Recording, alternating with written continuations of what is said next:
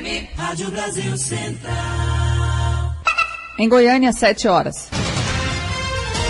Agora, pela Rádio Brasil Central e RBC FM 90,1, o Mundo em sua casa.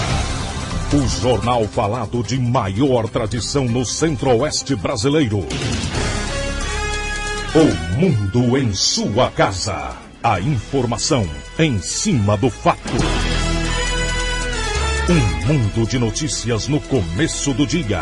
O Mundo em sua casa tem a marca da Rádio Brasil Central e da RBC FM 90,1.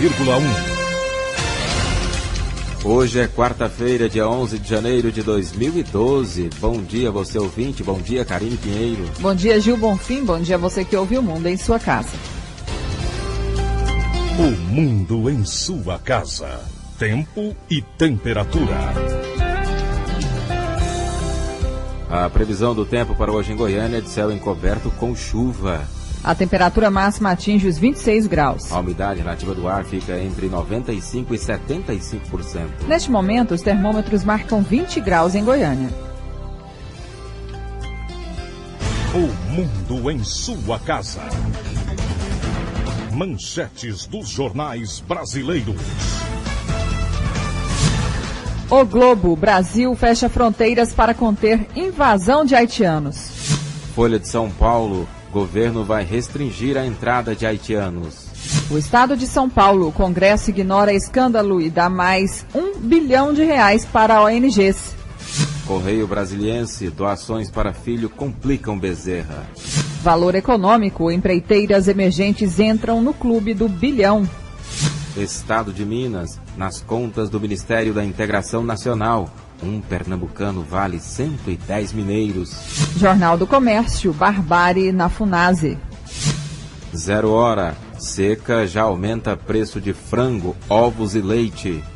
Brasil Econômico, Estados Unidos liberam carne suína brasileira e abrem mercados de 7 bilhões de dólares. Diário da Manhã, em Goiás, a grande riqueza do mundo. O Popular, população de rua é fichada. Agora são 7h03, lembrando que o Mundo em sua casa também é transmitido pela 101,5 FM de Iporá. E agora vamos saber os assuntos que movimentam nossas equipes de reportagem nesta quarta-feira com o repórter Paulo Henrique Santos. Bom dia.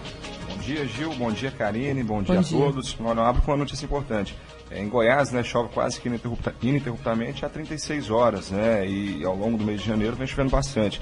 A gente percebe que muitos estragos das chuvas, né, algumas cidades foram mais atingidas que as outras. Lusiânia, né, a gente teve aquele problema daquela cratera, e algumas casas que ameaçaram ceder.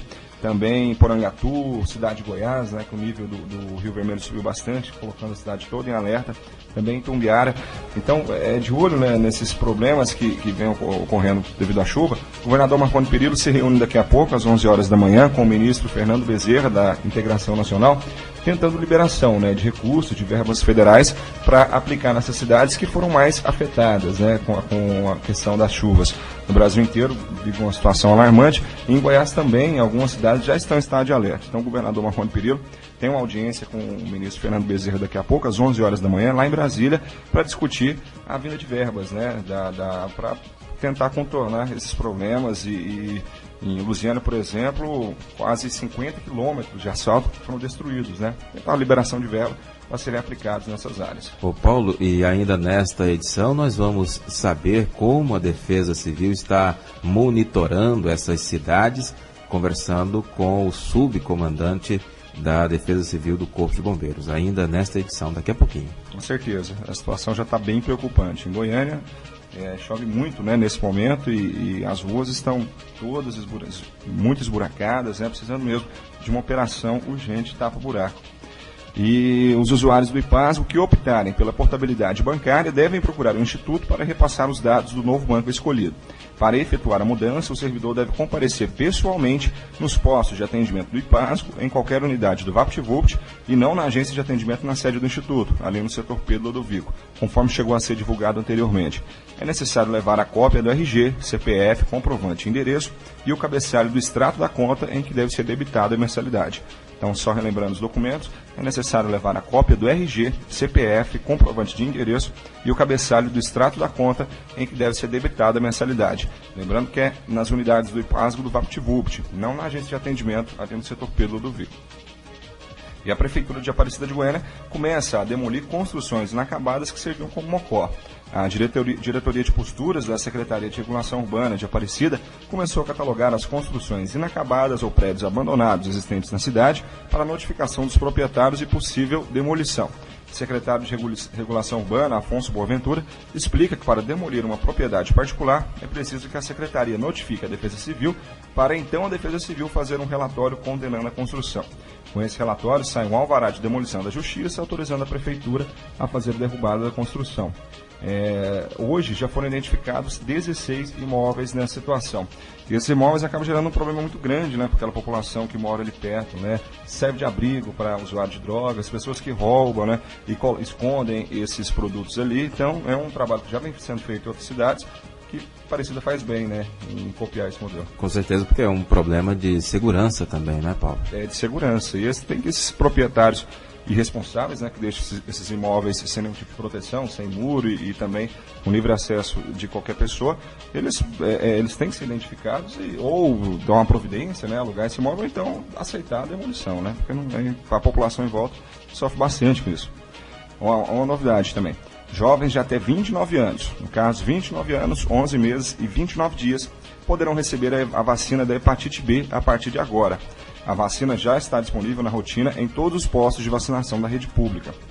A informação é da gerente de imunizações da Secretaria Estadual de Educação, Clécia Vec.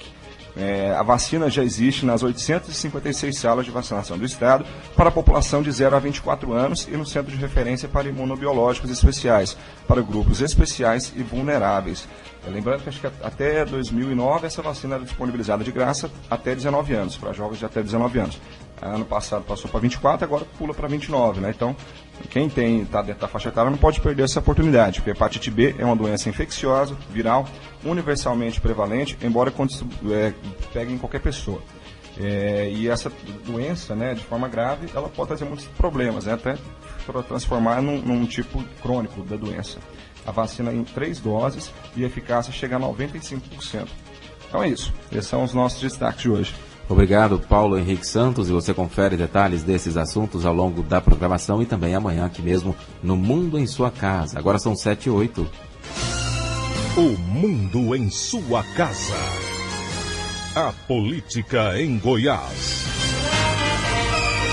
O governador Marconi Perillo sobrevoou ontem as áreas atingidas pelo transbordamento do córrego Rio Vermelho, em Lusiânia, no entorno do Distrito Federal. Preocupado com a situação de alguns municípios goianos após as fortes chuvas desta semana, o chefe do executivo tomou providências para atender a população goiana atingida. Entre as medidas está a solicitação de audiência com o ministro da Integração Nacional, Fernando Bezerra Coelho. Marconi vai buscar recursos financeiros, como disse agora há pouco o repórter Paulo Henrique Santos, para atender os municípios em dificuldade em função das chuvas. O governador não conseguiu pousar no aeroporto de Lusiânia devido às más condições climáticas, mas pôde observar a situação local durante o sobrevoo. O aumento do volume de água do córrego Rio Vermelho na noite de domingo alagou ruas de Lusiânia. Uma enorme cratera se abriu na Praça Santa Luzia e um caminhão que levava tijolos foi engolido. Ao todo, 15 famílias que tiveram as casas atingidas pelas chuvas foram retiradas de suas residências por precaução. Metade delas está em abrigo oferecido pela Prefeitura. Como não pôde pousar no aeroporto local, Marconi Perillo determinou a auxiliares que avaliem a situação da cidade e tomem as devidas providências. A ordem foi de atender também a outros municípios vítimas das fortes chuvas, como Goiás, Porangatu e Itumbiara. O prefeito de Lusiânia, Célio Silveira, calcula que 500 mil metros quadrados de asfalto terão de ser recuperados em razão dos estragos causados pela chuva. Segundo o prefeito, o governo federal vai disponibilizar por meio de emendas 36 milhões de reais para a obra de canalização do córrego Rio Vermelho. Deste valor, 9 milhões já estão empenhados e 2 milhões de reais já foram liberados e começaram a ser aplicados no trabalho iniciado ontem. 7h10. Quase metade dos eleitores de Goiânia ainda não realizou o recadastramento biométrico. Preocupado, o TRE coloca um caminhão itinerante para atender a população. Até agora, 53% do eleitorado goianiense, o equivalente a pouco mais de 492 mil pessoas, fizeram um recadastramento biométrico. O prazo final para o processo é no dia 1º de março e, por isso, o TRE espera que a procura aumente nas próximas semanas. A juíza Maria Umbelina Zorzetti, coordenadora do recadastramento biométrico, lembra que quem deixar para a última hora vai enfrentar grandes filas. Vai entrar a fila e não vai poder reclamar. Vai ter que ficar bem comportado na fila, porque o tempo foi bem amplo, né, de abril até agora, e quem deixou para a reta final sabe dessa dificuldade, mas a partir do momento em que ele entrar a porta adentro das centrais de atendimento, o atendimento é rápido. Ele pode demorar na fila lá fora, mas dentro não, o atendimento é muito rápido. A novidade é que a partir de agora o TRE vai fazer o recadastramento em atendimentos itinerantes pelos bairros da capital. Para isso, o tribunal vai contar com um caminhão com capacidade para fazer 500 recadastros por dia. Nessa semana, a unidade móvel está no conjunto Vera Cruz e depois segue para Cidade Jardim, Vila Mutirão e Jardim Curitiba. É estar próximo do eleitor que tem mais dificuldade, que é o eleitor que mora distante, que de repente tem dificuldade com o transporte, seja pela idade ou por algum problema de saúde. É a Justiça Eleitoral fazendo a sua parte, indo ao encontro dos eleitores que ela considera que são pessoas mais carentes, pessoas que merecem esse tratamento privilegiado. Para fazer o recadastramento, o eleitor precisa levar o título antigo, documento com foto e comprovante de endereço. São 7 locais fixos de atendimento, 4 unidades do VaptVupt e centrais da Avenida Mutirão, Anhanguera e Quarta Radial. Paulo Henrique Santos para o Sistema Brasil Central de Rádio. 7:12. A Assembleia Legislativa de Goiás vai se autoconvocar para votar matéria que trata da CELG. A Assembleia Legislativa iniciou seu recesso parlamentar dia 26 de dezembro com a votação do orçamento, mas nessa quarta-feira haverá uma autoconvocação. Presidente Jardel Seba, PSDB, por que dessa autoconvocação? Tem uma matéria da CELG importante que ela tem que ser votada para que o Estado possa receber um aporte até o final desse mês. Então nós estamos fazendo a convocação a partir das 14 horas. Acredito, eu não recebi a matéria ainda, não li o corpo da matéria, mas eu acredito não ser uma matéria polêmica, até porque a aprovação do projeto da CELG foi por unanimidade. Então, já que todos concordaram com a federalização da CELG, eu não vejo motivo que essa matéria tenha alguma polêmica. Agora, muitos deputados já estão viajando, estão para as bases, não será muito difícil essa mobilização? Olha, nós conseguimos que 27 deputados dessem retorno, que vão estar presentes às 14 horas. Espero que isso aconteça e, se for realmente consenso, até o final da semana nós já teremos terminado. Libório Santos, Sistema Brasil Central de Rádio. 7:13. Interior do estado já discute as eleições municipais. Novamente o repórter Libório Santos. Com o período de autoconvocação, alguns deputados retornaram do interior na tarde de ontem. Muitos estão aproveitando para intensificar as visitas às suas bases eleitorais. Um deles é Álvaro Guimarães, do PR, representante da região sul e que tem como principal base o município de Itumbiara. Álvaro diz que enquanto aqui em Goiânia o tema eleições municipais ainda é pouco discutido, na cidade do interior o clima é outro. Já existe um movimento grande, principalmente do interior, né? Eu vejo aqui em Goiânia possíveis. Cidade maior, possíveis candidatos vão deixando para a hora certa, mesmo que a gente não sabe que hora que é essa, né? A hora certa, certamente, é alguns dias antes das eleições. Mas no interior, as coisas já começaram, né? Muita disputa, muita picuinha entre um partido e outro. Então a campanha já começou, principalmente no que tange a Câmara de Vereadores. Muitos candidatos a vereadores já estão pedindo votos, outros candidatos a prefeito estão tentando... pedindo por debaixo do pano, que ainda não pode, né?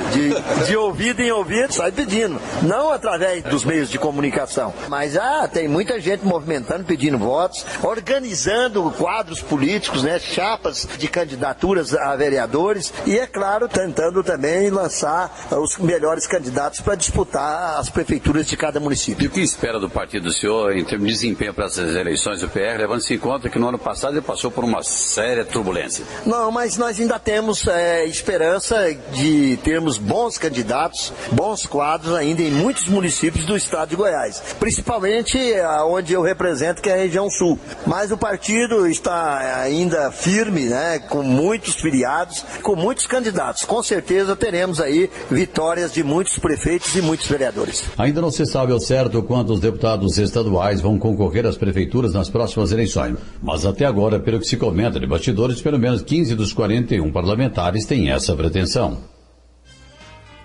7h15 agora. O mundo em sua casa. Política nacional.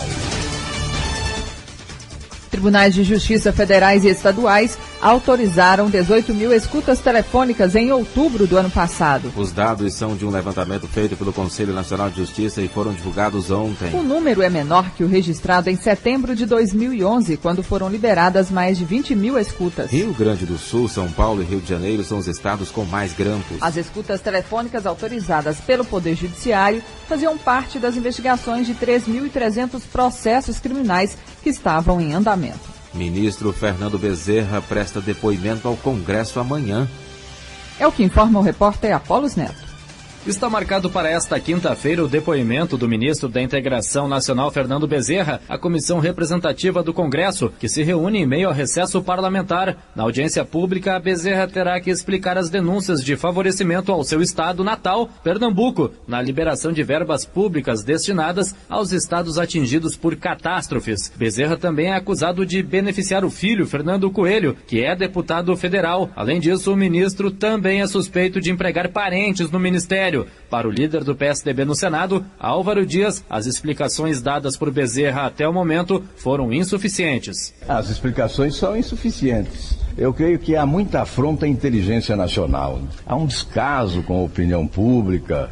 Ministros, governantes imaginam poder iludir com uma retórica fácil. Os fatos são contundentes. E, portanto, essas explicações retóricas são palavras soltas ao vento. Já para a líder do PSB na Câmara, a deputada Sandra Rosado, o ministro Fernando Bezerra merece o apoio do partido e não pode ser penalizado por algo que teve a anuência da presidente Dilma Rousseff. Ele não pode ser penalizado porque o estado dele primeiro sofreu uma catástrofe, depois porque teve a ajuda definida pela própria presidenta da época, Dilma Rousseff. Então nós acreditamos firmemente na postura ética, postura moral do ministro. A Comissão Representativa do Congresso Nacional foi convocada por decisão do presidente do Senado, José Sarney. O colegiado é formado por 8 senadores e 17 deputados federais que ficam de plantão durante o recesso parlamentar e são chamados a qualquer momento para debater assuntos de interesse nacional.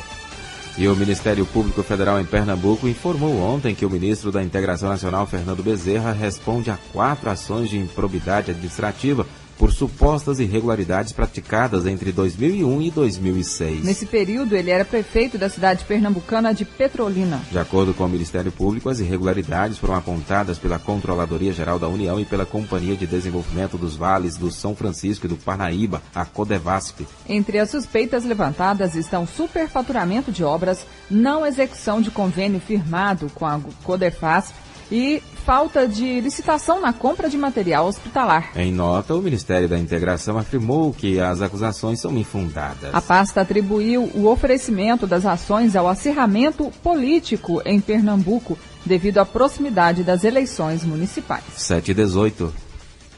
Ministros vistoriam áreas atingidas pelas chuvas no estado do Rio.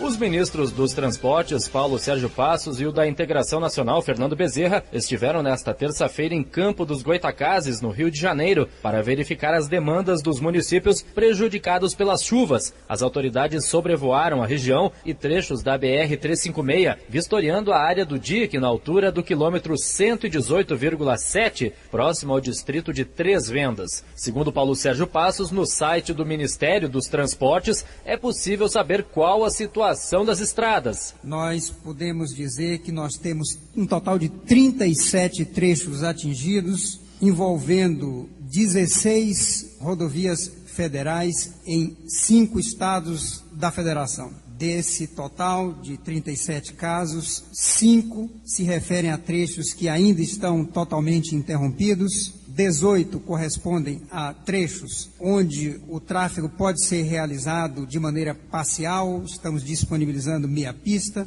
13 ocorrências que, em face do trabalho realizado, pontos que já foram liberados. Paulo Sérgio Passos esclarece que os engenheiros do DENIT nas superintendências dos estados estão em permanente estado de alerta para garantir as condições mínimas de trafegabilidade. Estamos mobilizando as equipes de engenheiros no âmbito dessas superintendências para fazerem o monitoramento e para coordenarem as providências a cargo de empresas que estão sendo deslocadas para realizar intervenções e os serviços necessários à restituição da normalidade das estradas. Os motoristas brasileiros podem acessar o site www.transportes.gov.br para conferir a situação das rodovias brasileiras nos principais estados atingidos pelas chuvas, como Rio de Janeiro, Minas Gerais e Espírito Santo. Agência Rádio Web, com informações de Brasília, Apolos Neto. E o ministro da Saúde, Alexandre Padilha, anunciou ontem o envio de mais 2 toneladas de medicamento para as vítimas da chuva em Minas Gerais. Em visita à zona da Mata Mineira, ele afirmou que as 8 toneladas encaminhadas no último sábado já foram distribuídas entre os municípios afetados pelos temporais. E depois de perder a carteira de habilitação por multas de trânsito, o ministro das Comunicações, Paulo Bernardo, está tendo aulas no Detran do Distrito Federal para recuperar o documento. Paulo Bernardo teve o documento suspenso por atingir 20 pontos na CNH. A última infração cometida pelo ministro foi o uso do celular ao volante. Agora são 7h21. O mundo em sua casa. Em 2011, mais de 4 milhões de estudantes participaram do Enem. Agora é a hora de fazer as inscrições para o SISU 2012, de 7 a 12 de janeiro. Nesses 3 anos de Enem, mais de 480 mil alunos foram selecionados para universidades, institutos federais, instituições particulares por meio do SISU e do ProUni. E agora, com o SISU 2012, são mais de 100 mil novas vagas. Ou seja, o acesso ao ensino superior no Brasil ficou mais simples, mais amplo e democrático. Só não vá perder a hora. Você tem de 7 a 12 de janeiro para se inscrever no SISU. E é muito fácil. Basta ter o seu número de inscrição e a sua senha do Enem 2011. Para mais informações, visite o portal mec.gov.br. Ministério da Educação, Governo Federal. O mundo em sua casa tem a marca da Rádio Brasil Central e da RBC FM 90,1. 26 detentos não retornaram ao complexo prisional de Aparecida de Goiânia depois de terem a saída temporária autorizada no fim do ano passado. Ao todo, 379 pessoas dos regimes aberto e semiaberto receberam benefício de saída temporária no Natal e Ano Novo. Os dados são da Gerência de Comunicação da Agência Goiana do Sistema de Execução Penal. Dos 26 presos que não voltaram, 2 são da Casa do Albergado e o restante do regime semiaberto. Eles passam agora a ser considerados foragidos da Justiça. E a polícia apreendeu máquinas caça-níqueis em diversos bairros de Goiânia. Foram apreendidas 11 máquinas caça-níqueis que estavam em bares e lanchonetes nos setores Urias Magalhães, Crimea Oeste e Jardim Diamantina. 5 pessoas foram detidas e encaminhadas ao 2º Distrito Policial de Goiânia. O trabalho foi realizado pela Polícia Militar, que fez o monitoramento nesses locais, até flagrar a contravenção. As máquinas ficam à disposição da Justiça e serão destruídas posteriormente. Yara Galvão para o Sistema Brasil Central de Rádio. 7h24. Uma analista de sistemas de 32 anos foi vítima de um golpe depois de arrumar o namorado pela internet. A vítima registrou ocorrência de furto no 8º Distrito Policial de Goiânia. De acordo com o delegado Jaime Pio, ela teve um prejuízo de cerca de R$150 mil em joias, além de R$5 mil que o suspeito pegou emprestado. O homem de 27 anos está foragido. Segundo o delegado Jaime Pio, o chamado Dom Juan do Cerrado já aprontou outras. Contra o ex-namorado da vítima constam 2 boletins de ocorrência. Uma em Rio Verde, no sudoeste de Goiás, e outra em Sobral, sua cidade natal. No interior goiano, ele responde por estelionato, pois teria pago o aluguel de um imóvel com cheques roubados e sem fundos. No Ceará, ele é suspeito de apropriação indébita. Violência no trânsito. 7 motociclistas já morreram este ano em Goiânia. Segundo o delegado de crimes de trânsito de Goiânia, Valdir Soares, 7 motociclistas morreram neste começo de ano, numa combinação de pista molhada, muitos buracos, imprudência, falta de uma via exclusiva para motos, falta de campanha educativa e equipamentos de proteção nas motos. No ano de 2011, nós tivemos até uma redução no número de mortes. Foi 0,7 em comparação a 2010 Então foram 0,7. Nós estamos começando 2012 com a tragédia em nosso trânsito. É uma morte por dia. Um alerta que a gente faz. Começamos Goiânia, estamos com Goiânia chuvosa. E o nosso motociclista, que tem sido a principal vítima dessas mortes, não está preparado para deslocamentos nos trânsitos nessa situação. Ele se esquece que a pista está escorregadia, cheia de buracos por falta de manutenção que a prefeitura não tem feito, e a sinalização é precaríssima. Então são alguns dos fatores, que têm tirado a vida dessas pessoas. E temos que alertar o motociclista e dizer para ele que o para-choque dele é a testa dele. Ele não tem airbag e não tem protetor na frente. E também dizer ao motociclista que ele não é gato, ele não tem 7 vidas, ele tem uma vida só. Para quem sobrevive em cima de uma moto, transportando passageiro, o mototaxista Fábio Brito concorda com o delegado Valdir Soares quanto ao grande número de mortes nas ruas. Uma das coisas que mais acontece é a questão de buraco, falta de equipamento, pneu liso. Mas a maioria dos motoqueiros que andam por aí também são muito imprudentes. Falta muito conhecimento de trânsito, de respeito com os próprios outros motoqueiros, com os veículos, com o pedestre. Então é uma das coisas que causa muito acidente isso aí. Muita velocidade, em local que não deve andar com alta velocidade, eles andam costurando no trânsito, que é uma coisa que corre muito perigo, que sai nos corredores fazendo zigue-zague, é muito perigoso isso aí. Então uma das coisas que mais causa acidente é isso aí. Falta de atenção também, né? Jânio Rodrigues para o Sistema Brasil Central de Rádio. Em Catalão, um caminhão perdeu o freio e, desgovernado, bateu em 8 carros e atingiu uma motociclista que morreu na hora. Além da motociclista que morreu na hora, outras 5 pessoas ficaram feridas. De acordo com o delegado Wagner Sanches Pedroso, que está investigando o caso, por não ter ocorrido falha humana e sim técnica, o condutor não será processado. O acidente foi na Avenida São João, próxima à antiga rodoviária, ontem à tarde. Serviço de Meteorologia diz que as chuvas com intensidade menor vão continuar. As chuvas diminuem de intensidade, mas vão continuar caindo no estado de Goiás nos próximos dias. A informação é da meteorologista Rosidalva Lopes, da Secretaria Estadual de Ciência e Tecnologia. Hoje ainda tenhamos chuva bastante significativa devido ainda à atuação da zona de convergência na quarta-feira, e a partir de quinta-feira, dia 12, dia 13, nós devemos ter um horário mais de sol do que chuva, mas mesmo assim a tendência é que continue chuva no final de tarde, pancada de chuva no final de tarde, início de noite, devido à quantidade, mesmo com o enfraquecimento da zona de convergência, mas nós estamos com excesso de umidade na atmosfera e isso vai favorecer a ocorrência dessas pancadas de chuvas. Rosidalva explica que as chuvas persistentes em Goiás estão sendo provocadas por um fenômeno chamado Convergência do Atlântico Sul. Esse sistema é um sistema característico dessa estação de verão para a nossa região. A formação dessa zona de convergência do Atlântico Sul, ela se forma pelo canal de umidade da Amazônia com as frentes subtropicais que chegam à altura do nosso estado. Essas frentes subtropicais são as mesmas frentes frias que saem do sul do país. Ao ela se deslocar para o oceano e retornar para o continente, ela recebe o nome de frente subtropical. De acordo com a meteorologista, nos próximos dias, Goiânia continuará com temperaturas mais amenas, em torno de 28 graus. A umidade do ar permanece alta. Vanderlei Araújo, Sistema Brasil Central de Rádio.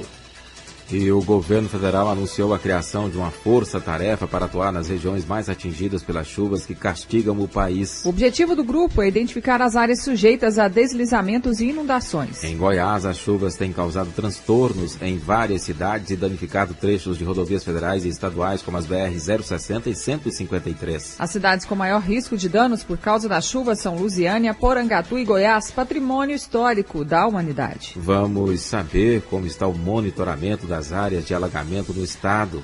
Nosso entrevistado é o Major Marcos Abraão Monteiro, subcomandante da Defesa Civil. Bom dia. Bom dia. Quais as áreas onde deve haver uma atenção redobrada da Defesa Civil, das autoridades, neste momento? Olha, são áreas caracteristicamente inundáveis. A população já tem ciência dessas áreas dentro dessas cidades que já foram citadas anteriormente.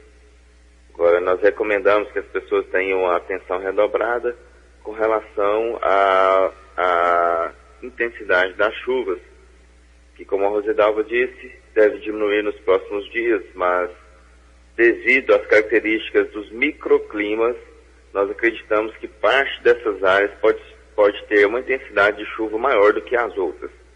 Então, se a pessoa mora numa área de risco, nós recomendamos uma atenção redobrada no sentido de olhar a cota do rio que está mais próximo da sua casa, que vai atingir sua casa, que você observe a estrutura da sua casa para ver se aumenta a rachadura, se estralos que você possa achar estranho, e se notando esses sintomas, que você sair imediatamente da sua casa.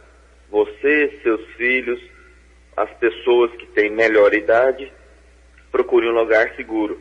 Esse lugar seguro ele pode ser previamente olhado, observado.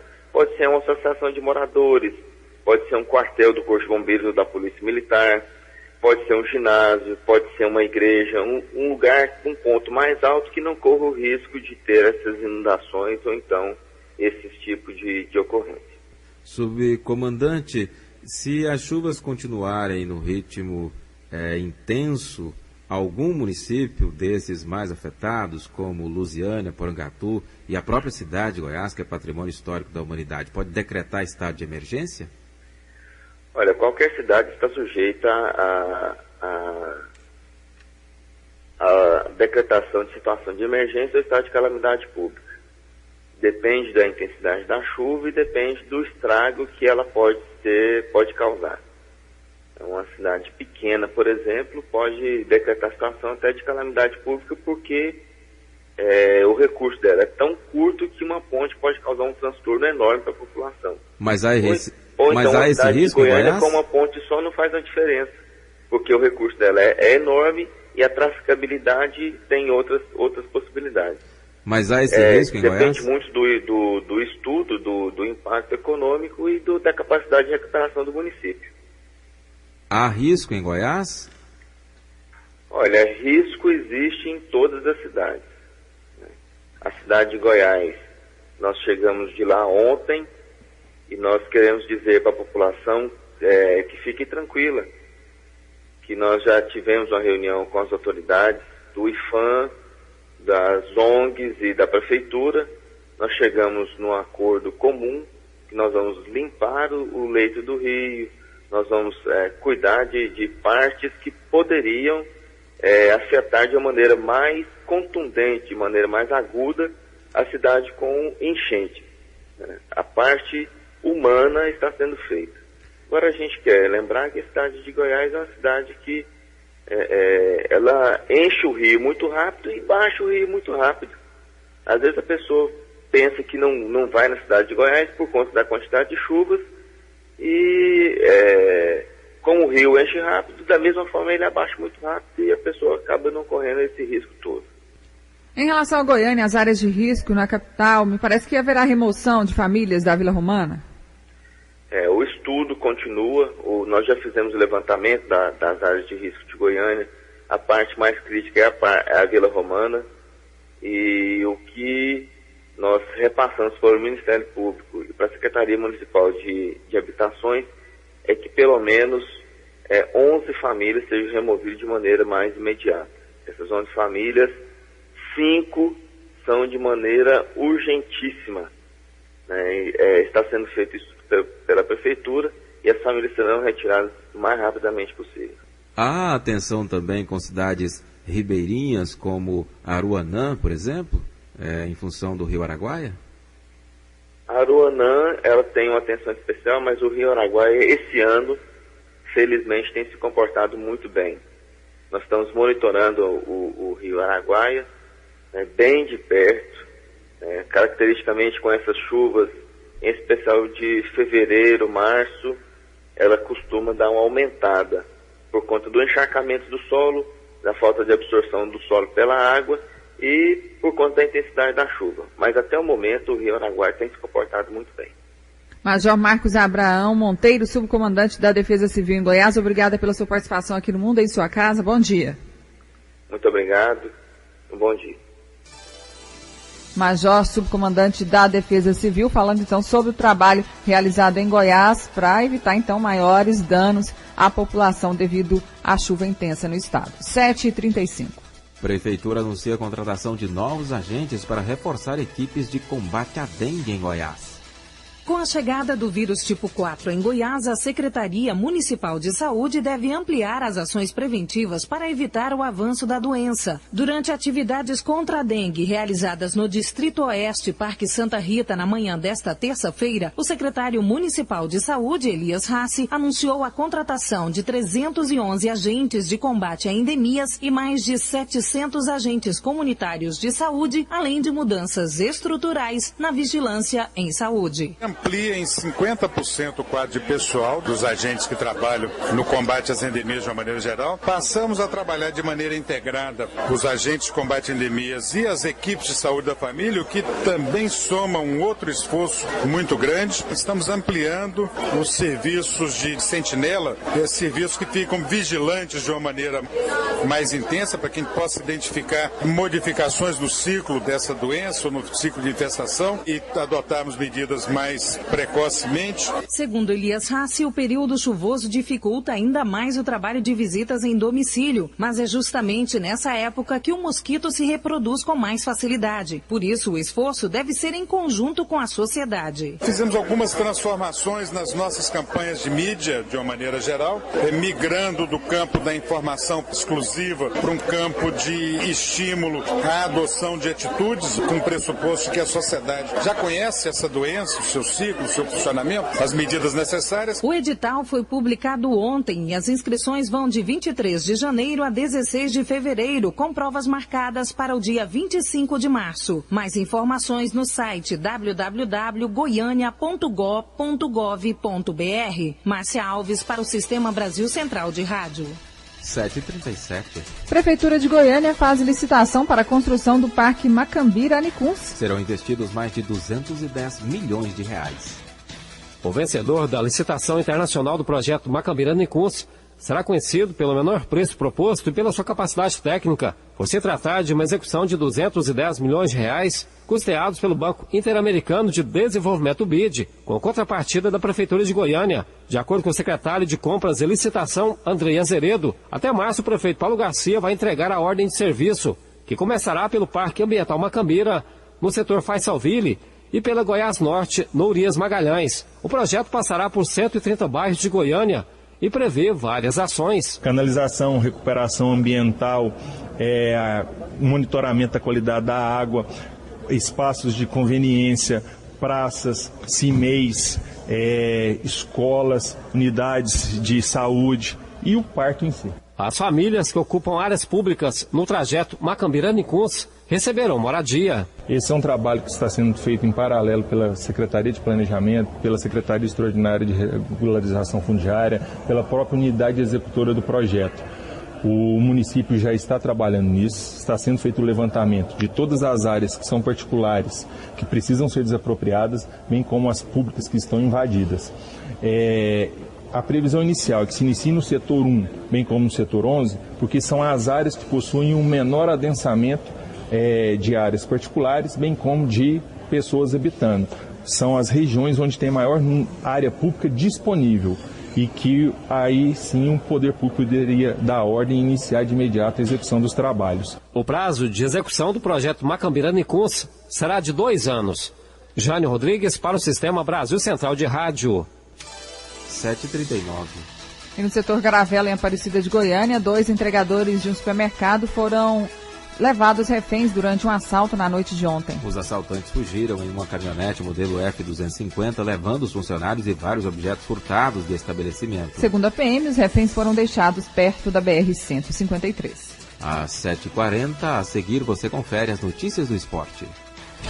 O mundo em sua casa. Se a sua empresa busca reconhecimento, anuncie em uma emissora de credibilidade. Rádio Brasil Central 1270, AM, ondas curtas e tropicais. A certeza de resultado. Qualidade com alcance em todo o território nacional.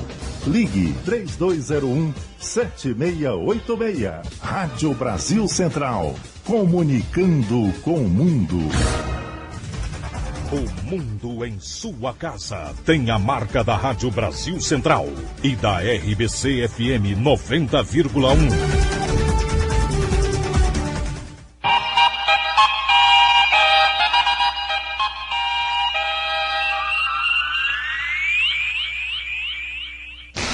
O mundo em sua casa. Esporte. Vila perde e termina a copinha na lanterna. O Sub-18 do Vila Nova decepcionou mais uma vez e se despediu da Copa São Paulo de Futebol Júnior na última posição. E sem nenhum ponto após a derrota em São José dos Campos por 2-1 de virada. Foram 3 jogos, 3 derrotas. Pelo Grupo H, o Goiânia perdeu para o Paulista por 3-1. E a diretoria do Atlético recontrata o meia Elias, ídolo da torcida. Chega ao fim mais uma novela no Dragão. Depois de muitas especulações, jogador visitando o clube, presenteando dirigentes, desconversando quando questionado acerca de sua possível vinda. Enfim, este é o jogador Elias e chega ao fim a sua novela. O meia é o mais novo contratado do Atlético. E nós já vínhamos falando aqui no microfone da Brasil Central sobre a vinda do jogador, que se confirmou com a sua contratação. Ele que já realizou exames médicos, treinou ontem à tarde e acertou com o Dragão um contrato de 2 anos e meio, do qual o Atlético adquiriu aí parte dos direitos econômicos do jogador, que ainda não foram divulgados o valor. Elias, que esteve 1 ano fora, está voltando, ele que foi peça importante na campanha de acesso à Série A do Brasileiro, somando 104 jogos com 42 gols marcados nas temporadas de 2009 e 2010. E tem o recorde de gols marcados em uma mesma edição do Campeonato Brasileiro,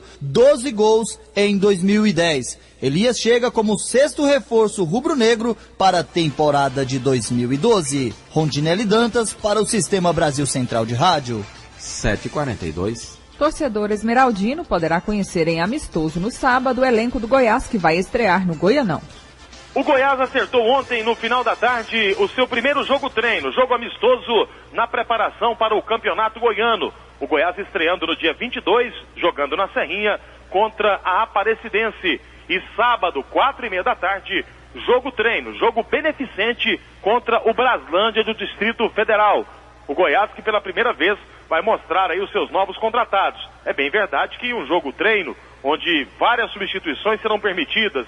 Primeiro tempo um time, segundo tempo vai trocar todo o time, mais para o torcedor a oportunidade de ver as novas caras do Goiás, ainda que seja em um treinamento, um jogo-treino que vai acontecer contra o Braslândia.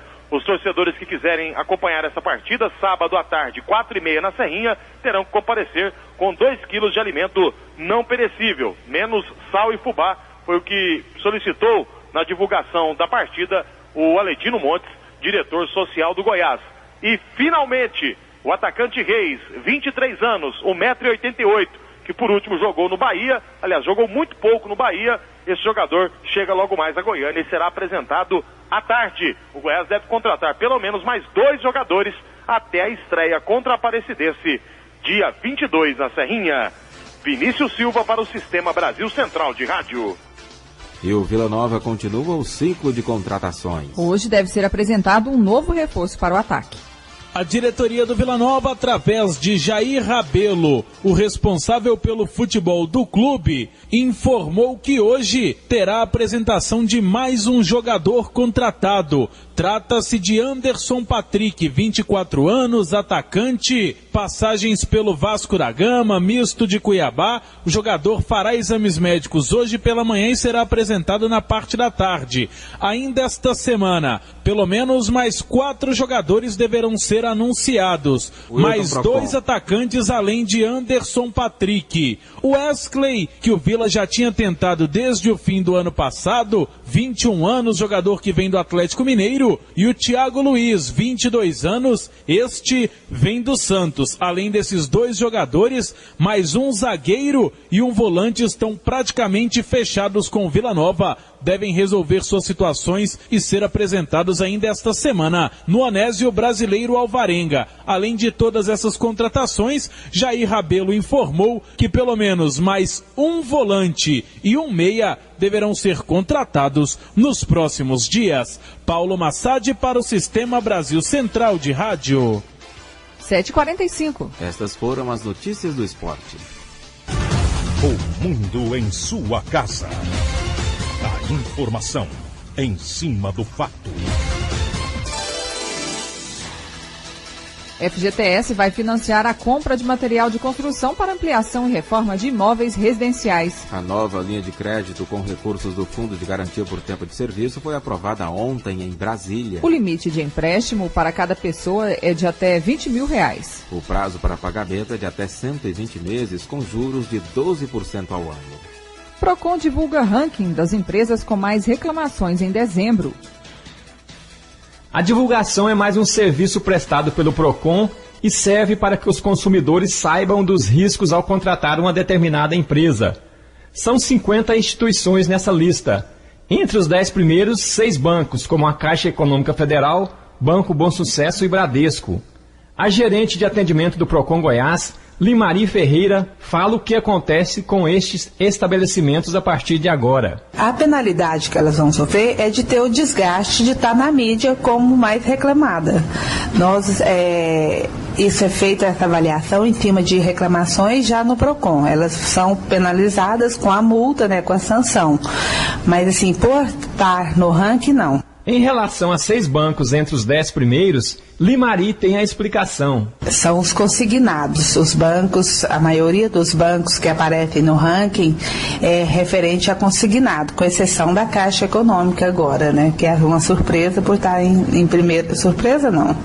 Por estar pela primeira vez no ranking, no primeiro lugar do ranking. A gerente do Procon destaca ainda o desgaste de empresas que são reincidentes. Essas empresas, elas não cumprem com o consumidor. Elas estão no ranking há muito tempo por não atender o consumidor. E o Procon já está tomando providências, como a LG, né, que é um caso bem pontual. O Procon já está tomando providência com relação à LG. Limari Ferreira alerta as empresas que foram divulgadas nessa lista para se adaptarem e assim não sofrerem desgaste ainda maior com a divulgação do ranking nacional no próximo mês de março. Wilton Vieira, para o Sistema Brasil Central de Rádio. 7h48. A operação da Polícia Militar retirou ontem mais de 100 pessoas das ruas do centro de Goiânia. A operação contou com a parceria do Departamento de Identificação da Polícia Técnico-Científica, da Delegacia de Atos Infracionais, Guarda Municipal e Secretaria Municipal de Assistência Social. O objetivo, retirar os moradores das ruas da capital. Resultado, 147 pessoas foram recolhidas. Quem faz o balanço é o Tenente Coronel Queiroz, da Polícia Militar. Desse total, 66 tinham passagens pela polícia, o que totaliza algo aí em torno de 45%. E os motivos são diversos, né? Nós temos 6 que tinham passagem por homicídio, né? 121, outros por desacato, furto, roubo, tráfico de drogas, briga, rixa, né? Os motivos são variados. Durante a operação, 5 pessoas que tinham mandado de prisão em aberto foram presas, entre elas 2 menores apreendidos. Segundo o comando da PM, o resultado já era esperado pela polícia. Basicamente, eles têm envolvimento aí com a questão do uso, do tráfico de drogas, de pequenos delitos, né? Furto e roubo a pessoa, roubo a estabelecimentos comerciais. Eles praticam isso aí para alimentar o vício, para se subsistirem, né? Porque são pessoas que estão à margem da sociedade aí, não estão inseridas no processo produtivo. Então, essas pessoas, elas se valem desses pequenos roubos, né? E outras maneiras ilícitas aí para poder ter a sua sobrevivência assegurada. Os que tinham mandados em aberto vão responder pelos crimes de tráfico de drogas, roubo, furto e receptação. Os demais passaram por uma triagem, mas como explica o tenente-coronel Queiroz, muitos perderam o caminho de volta para casa. Ela acaba perdendo essa identidade social e fica perambulando, porque perde contato com os familiares lá na sua terra natal e muitas das vezes as pessoas pensam que até morreu já.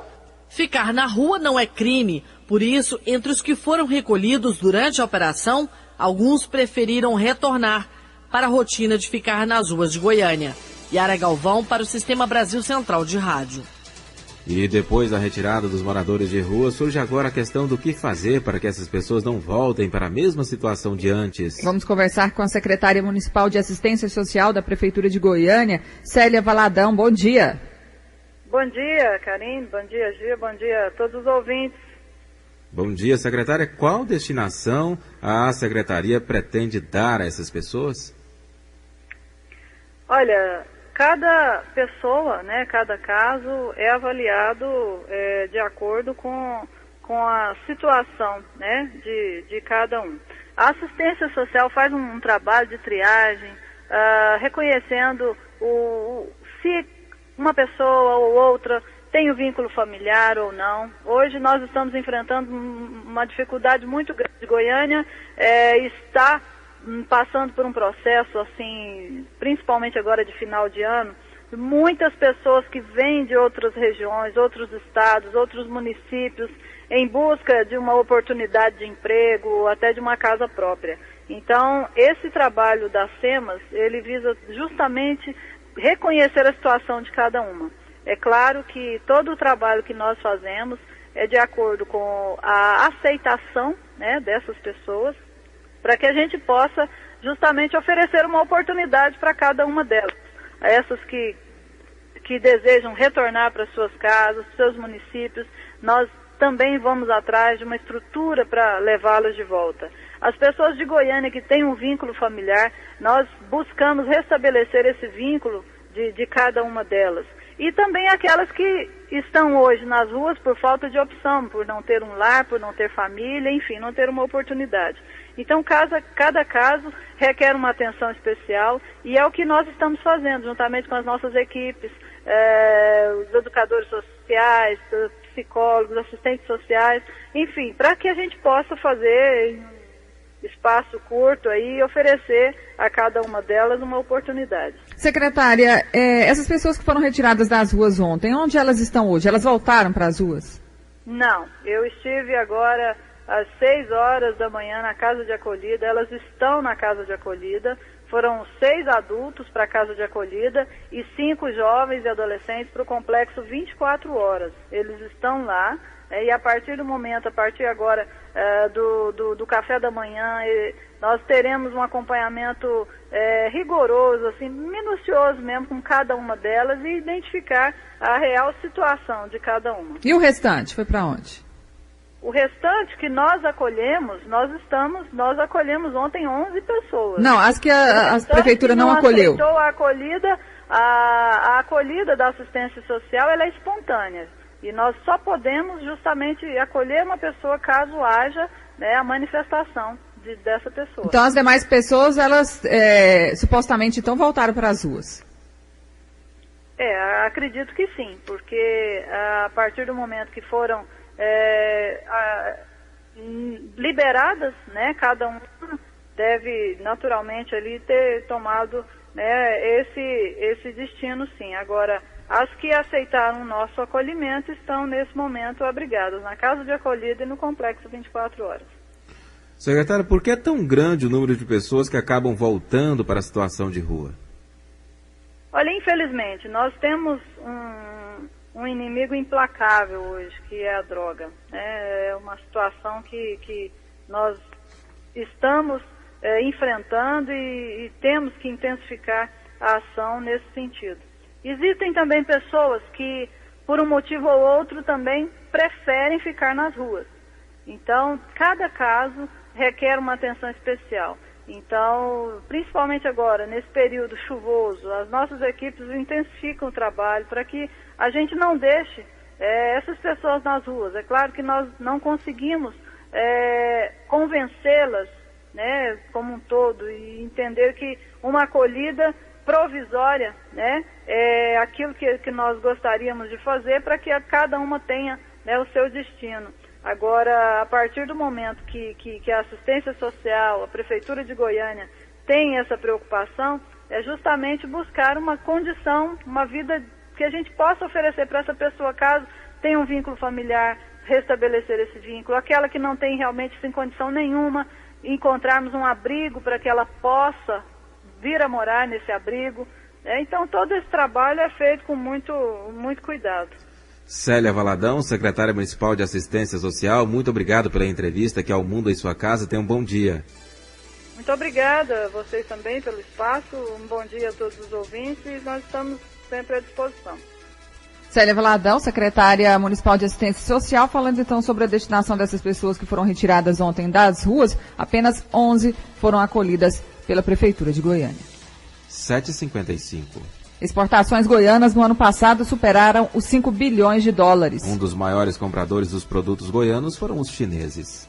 Em 2011, as exportações goianas atingiram valor recorde de mais de 5 bilhões de dólares, conforme divulgou a Secretaria da Indústria e Comércio. Os principais itens exportados foram a soja, carnes, sulfeto de cobre, açúcar e milho. A China foi o principal parceiro comercial de Goiás no ano passado. O superintendente do programa Produzir da Secretaria de Indústria e Comércio, Júlio Pascoal, fala sobre o desempenho de Goiás na economia. Grande pilar de sustentação desse crescimento do estado de Goiás, além da dinâmica do governo e da logística que Goiás tem, é a combinação de incentivos e benefícios fiscais. O superintendente destaca que a meta do atual governo é colocar o PIB goiano entre os 5 maiores do país nos próximos anos. Caminha nessa direção, a gente tem adversários pesados que estão à nossa frente, né?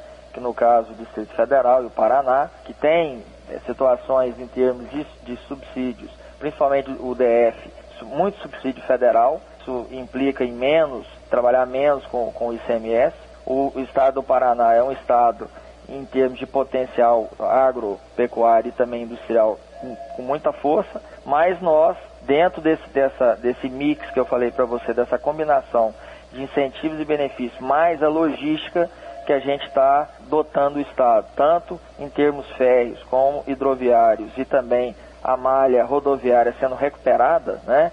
A gente cria uma condição de estar atraindo muitos investimentos. Em 2011, o governo de Goiás conseguiu atrair cerca de 10 bilhões de reais em investimentos. Vanderlei Araújo, Sistema Brasil Central de Rádio. E os Estados Unidos autorizaram a importação da carne suína brasileira. A informação é do Ministério da Agricultura. O estado de Santa Catarina já foi autorizado a exportar carne in natura. O Ministério destacou que quer ampliar as exportações para a China, Japão e Coreia. Agora são 7h58. A Defesa Civil de Sapucaia, no Centro-Sul Fluminense, interditou 30 imóveis diante do risco de novos desmoronamentos causados pelas chuvas. Bombeiros continuam a busca por ao menos 9 pessoas. 5 corpos foram encontrados ontem, elevando para 13 o número de vítimas de 2 soterramentos. O Rio de Janeiro registra 15 mortes em razão das chuvas somente este ano. A Anvisa decidiu cancelar o registro das próteses mamárias da marca Rofil, de origem holandesa. De acordo com a agência, a empresa usou o silicone feito pela francesa PIP, que teve o registro cassado por utilizar silicone industrial impróprio para o uso médico. As próteses da Rofil, que ainda estão em estoque, serão recolhidas. No Brasil, a venda das próteses PIP foi suspensa em abril de 2010. O governo federal decidiu conceder visto de trabalho a 2.400 haitianos em situação irregular no Acre e no Amazonas. A medida depende de aval do Conselho Nacional de Imigração, que se reúne amanhã. Além disso, a Embaixada Brasileira em Porto Príncipe vai conceder mensalmente até 100 vistos condicionados. Os haitianos autorizados a residir no Brasil terão 5 anos para comprovar que exercem um trabalho regular. O ministro da Justiça, José Eduardo Cardoso, prometeu reforçar a fiscalização nas fronteiras e afirmou que vai cobrar empenho do Equador, Peru e Bolívia para coibir a rota ilegal de imigração. Às 7h59, Noticiário Internacional. O presidente colombiano Juan Manuel Santos rejeitou a proposta do novo líder das Forças Armadas Revolucionárias da Colômbia, FARC, para que seja retomada uma negociação de paz abandonada há uma década. O presidente quer atos claros de paz e exige dos rebeldes a deposição de armas, a libertação de reféns e a suspensão dos ataques. A guerrilha está no seu momento mais fraco em vários anos, depois da morte de diversos líderes e da deserção de milhares de combatentes. Pontualmente, 8 horas em Goiânia. Termina aqui mais uma edição de O Mundo em Sua Casa, que teve a apresentação de Karine Pinheiro e Gil Bonfim. Redação e edição Antônio Correia, Marcelo Cabral e Wendel Franco. Direção de estúdio Rosana Gomes. Chefes de reportagens Ione Chagas e Almir Costa. Operação de áudio Leandro Franco. Central técnica Otair José. Gerência do sistema de rádio Suede Barbosa. Direção de tele e rádio difusão Abadia Lima. O Mundo em Sua Casa volta amanhã às 7 da manhã. Obrigado pela sua audiência e até lá. Bom dia, Karine. Bom dia, até amanhã. Este foi, pela Rádio Brasil Central e RBC FM 90,1, O Mundo em Sua Casa. O jornal falado de maior tradição no Centro-Oeste brasileiro. O Mundo em Sua Casa. A informação em cima do fato. Um mundo de notícias no começo do dia. O Mundo em Sua Casa voltará sempre com a marca da Rádio Brasil Central e da RBC FM 90,1.